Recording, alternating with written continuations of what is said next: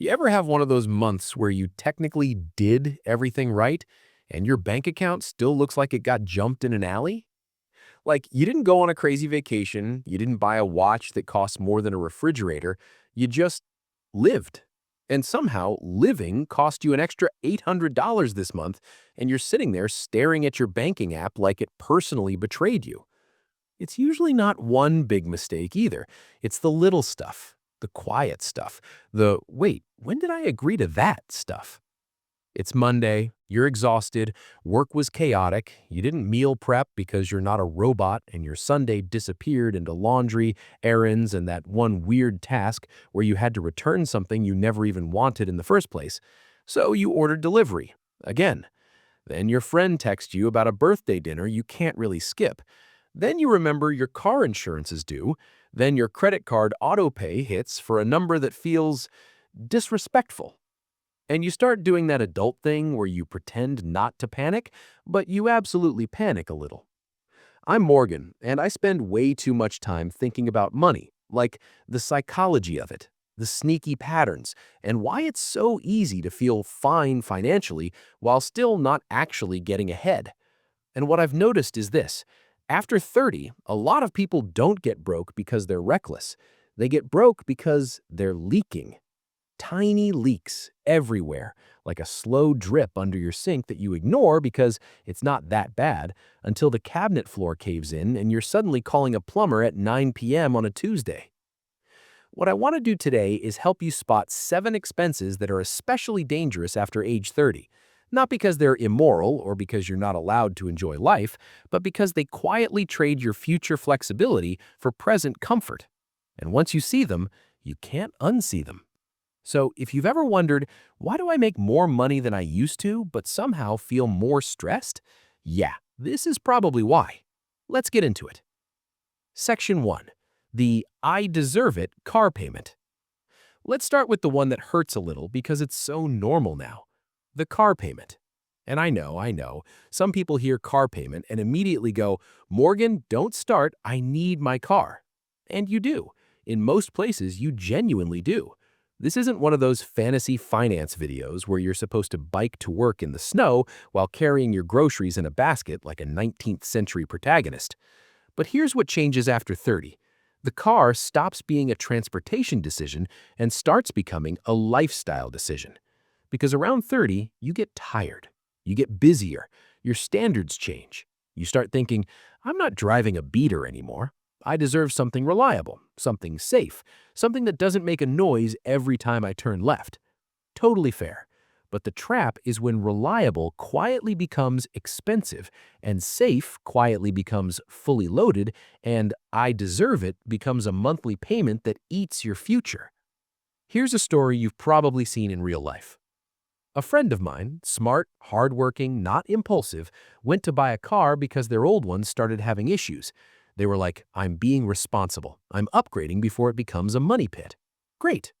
They go to the dealership, and the dealership doesn't ask how much car can you afford. They ask, what monthly payment are you comfortable with? And that question is weirdly hypnotic. Because if you say $450, they will find a way to make $450 appear on paper. It's like magician behavior. They stretch the term, they tweak the rate, they add a trade-in number that feels optimistic, and suddenly, poof, $450. But what you actually did was agree to pay $450 for 84 months. That's 7 years. 7 years is a long time. That's like a whole era of your life.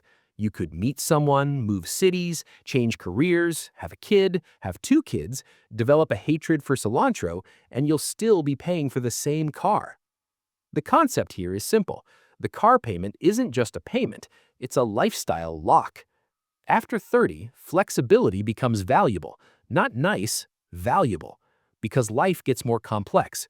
People get laid off, parents get sick, kids happen, a relationship changes, you want to move, you want to take a risk, and a big fixed payment makes all of those things harder. Why it matters to you? Because the car payment doesn't just cost money, it costs options. Actionable takeaway.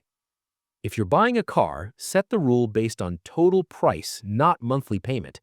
Aim for a term you can live with even if your life changes, ideally 48 to 60 months, not 72 to 84.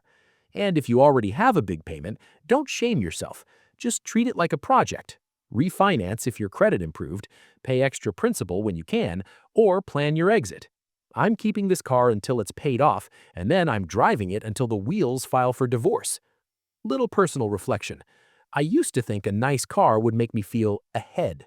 What actually makes me feel ahead is knowing I can handle an unexpected $2,000 without my soul leaving my body. Section 2. Subscription Creep, the Silent Budget Assassin. Okay, this one is almost funny until you add it up. Subscriptions. Because somewhere along the way, we moved from owning things to renting our entire existence. Music subscription, video subscription, 2 video subscriptions because one has that show everyone is talking about, cloud storage, a fitness app you used twice, a meditation app you used once during a stressful week and then forgot about, a meal planning app, a budgeting app, ironically, a newsletter, a software tool you needed for one project 6 months ago, and oh yeah, your phone is basically a subscription now too. None of these feel big individually. That's the trick. It's like ants. 1 ant, not scary. 1,000 ants? That's a situation. Here's the story.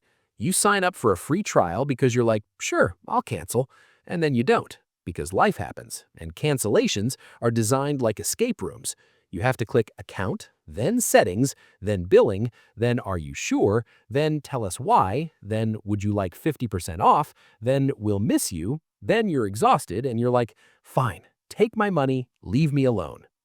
The simple concept is subscriptions convert good intentions into permanent expenses. After 30, you have less mental bandwidth. You're not looking for tiny line items. You're managing work and life and time, and subscriptions thrive in that chaos. Why it matters to you? Because subscriptions feel like low stakes, but they quietly become your default lifestyle, and defaults are powerful. Actionable takeaway. Do a subscription sweep once a quarter. Open your bank statement, search Monthly, Recurring, Membership. Cancel anything you haven't used in the last 30 days. Be brutal. If you feel nervous canceling, that's a signal it's emotional, not practical. Create a single subscriptions budget, like I'm allowed $40 a month total. If it doesn't fit, something has to go. Personal observation, if you cancel a subscription and feel relief, it never added value. It was just adding noise. Section 3. Convenience spending that becomes a lifestyle. This is the one that sneaks up on busy adults like a ninja. Delivery, ride shares, just grab something, just order something, just do it because I'm tired. And honestly, sometimes that's fine. Convenience is not evil, but there's a difference between convenience as a tool and convenience as your default operating system. Because after 30, time starts feeling more valuable. You have more responsibilities. Your schedule is tighter. You're juggling more. So convenience becomes the solution to everything. You don't cook because you're busy, so you order. You don't grocery shop because you're exhausted, so you deliver. You don't pack lunch because you're stressed, so you grab something. You don't want to deal with parking, so rideshare. And suddenly you're spending $20 here, $35 there, $18 there, and none of it feels like a big purchase. But it adds up like, I don't know, sand filling a backpack. 1 grain is nothing, but keep going and you're eventually like, why am I struggling? Here's an example. Let's say you order delivery 3 times a week. Not crazy, that's basically modern adulthood. If each order is $25 all in, food, delivery fee, tip, that's $75 a week. Multiply by 4 weeks, $300 a month. Multiply by 12 months, $3,600 a year. That's a vacation. That's debt payoff. That's investing. That's a car repair you can handle without crying in a parking lot. The concept? Convenience has a compounding effect because it becomes routine. Why it matters to you? Because after 30, the goal isn't just to survive the week, it's to build a life you're not constantly managing with duct tape. Actionable takeaway? Make convenience spending intentional. Pick convenience days, like I ordered delivery on Friday. Create default meals for busy days, 3 meals you can make in 10 minutes. Keep ingredients always. If you love coffee out, keep it, but cap it. 3 times a week, not 7. Little humor? Nobody has ever said, I finally got financially stable because I added a $9 service fee to every meal. Section 4. Interest payments, paying rent to borrow money. This one's less fun, but it's probably the most important. High-interest consumer debt, credit card interest, payday loans, some buy now, pay later stuff that quietly turns into buy now, regret later. Here's what shifts after 30. The stakes get higher. In your early 20s, debt feels like a mistake you can outgrow. In your 30s, debt starts competing with things that matter: retirement, housing stability, family plans, health, time. And interest is like a tax you pay for being stressed. A lot of people don't feel like they're living beyond their means, they just feel like they're trying to keep up. They put a few things on a card, planning to pay it off, and then life hits, and it carries again. And then you look up and realize you're paying $200 a month for nothing. Not for groceries, not for experiences, not for anything tangible, just for the privilege of having borrowed money in the past. Concept? Interest is money you could have kept. It's negative investing. Why it matters to you? Because every dollar of interest is a dollar that can't build your future. And after 30, your future isn't theoretical anymore. It's approaching. Actionable takeaway? List all debts with interest rates. Highest rate first. Pay minimums on everything. Attack the highest rate aggressively. If you're carrying balances, stop using the card until the balance stops growing. Not forever, just until it's stable. Consider a balance transfer or consolidation only if you actually change the behavior that caused it. Personal reflection? The best feeling isn't buying something new, it's making a payment and seeing the balance finally go down. It's like watching fog lift. Section 6. The upgrade loop. Phones, clothes, gadgets, everything. This is the expense nobody calls an expense because it feels like self-improvement. Upgrades. New phone, new laptop, new wardrobe refresh, new furniture, new kitchen thing, new gym gear, new skincare routine that costs more than your electricity bill. And again, none of these are bad, but after 30, upgrades start replacing identity work. What I mean is, in your 20s, you're figuring out who you are. In your 30s, you're building the version of you that you're going to live with for a while. And it's really easy to confuse buying the aesthetic of stability with building actual stability. So you upgrade your stuff to match the life you want, even if your finances haven't caught up. Here's the story. Someone gets a promotion. They make more money. They feel proud. And instead of using that extra money to buy freedom, pay down debt, invest, build emergency savings, they upgrade their lifestyle.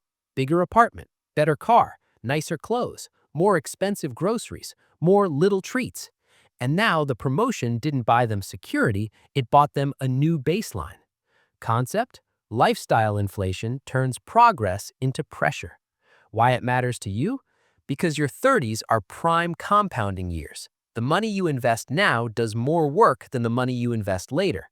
Every upgrade you don't need steals from that. Actionable takeaway? Try the delay rule. When you want an upgrade, wait 30 days. If you still want it and it fits your goals, buy it guilt-free. If the urge fades, it wasn't a need, it was a mood. Also, create a replacement schedule. Phones, 4 to 5 years. Laptop, 5 to 7 years. Clothes, replace what's worn, not what's trending. Small aside, it's wild how often we think a new thing will fix a feeling. Like, if I buy these shoes, my life will be organized. No, you'll just have shoes.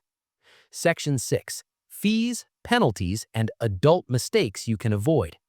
This section is basically stop paying money for no reason. Late fees, overdraft fees, missed payment fees, ATM fees, delivery fees, convenience fees, processing fees, subscriptions you forgot to cancel. Again, tickets, interest, return shipping, not reading the fine print.